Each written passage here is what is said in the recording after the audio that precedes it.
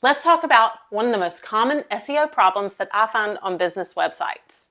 You guessed it, it has to do with heading tags. So today we're going to talk about what are heading tags, what's the right way to use them, and how does Google use them to understand what's on our website.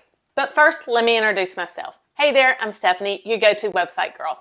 I've been building websites now for over 15 years, and I work with small business owners to help them have beautiful websites that not only look great, but actually rank organically on Google. So first off, at the beginning of the video, I mentioned that heading tags are one of the most common SEO problems that I find on business websites. A lot of this stems from people using heading tags just as a means to design their site and not really to give it the structure and clarity that it needs to give so that people and Google will understand what it's about.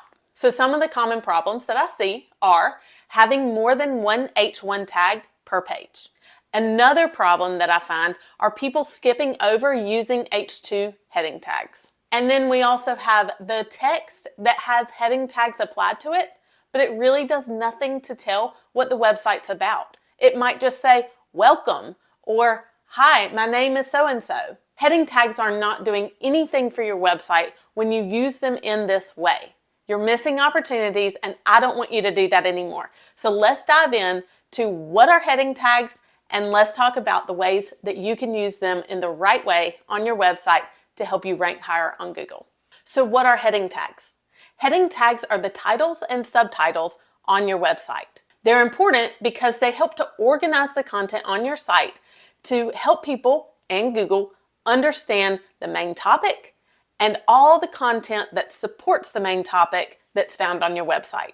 If you've worked in a website builder, you have probably seen text font styles that say H1, H2, H3, or heading 1, heading 2, heading 3, and they actually go all the way down to heading 6, but we're going to just cover heading 1 through 3 today because those are the main ones that people need to use on their websites. The key thing to think about when working with heading tags is that you need one main point per web page. Think of heading tags like a book title, chapter titles, and section titles.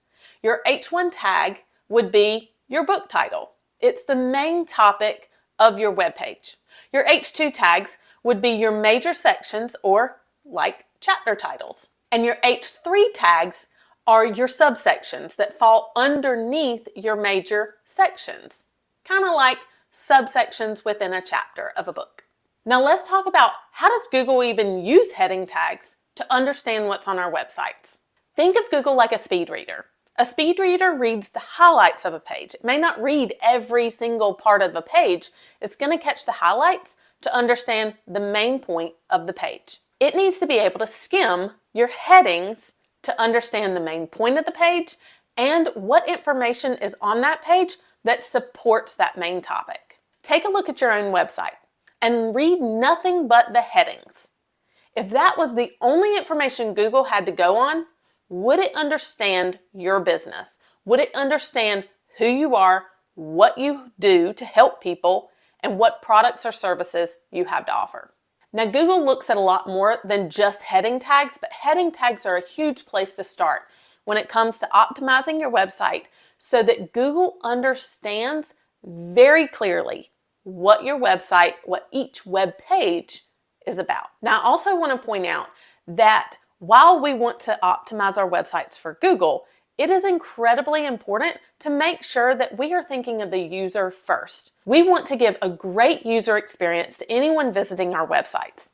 And honestly, the way people's attentions are now, being able to skim content quickly is incredibly important for people who visit our websites. So when you have a clear structure on your site that tells people very clearly at the top, this is what this page is about, and then you have all the supporting information laid out in a clear outline underneath through a clear hierarchy and heading tag structure, that's going to help users actually visit your website and find the information that they are looking for very quickly. And that is great when it comes to search engine optimization for your overall website, just making sure that you have a great user experience on your site. So just to recap, when it comes to heading tags, you need one H1 heading tag per page, and that is your main topic of the page. Next, you need your major sections that support the main topic, and these are your H2 heading tags. And H3 heading tags are really only if you need them, if you have subpoints within the major sections of your webpage. Now here's a pro level tip for you. Voice search is huge now. People are talking into their phones, asking questions to search the internet. Just trying to optimize for phrases is not necessarily the most up-to-date SEO practice. If you can phrase your headings to match the exact questions that people are actually asking Google, that's going to help optimize your website all the more to show up in the best search results possible. Keep this in mind when it comes to optimizing your website for Google. If someone skimmed only the headings of your website, would they understand what you do, what problem you solve, and how you can help them?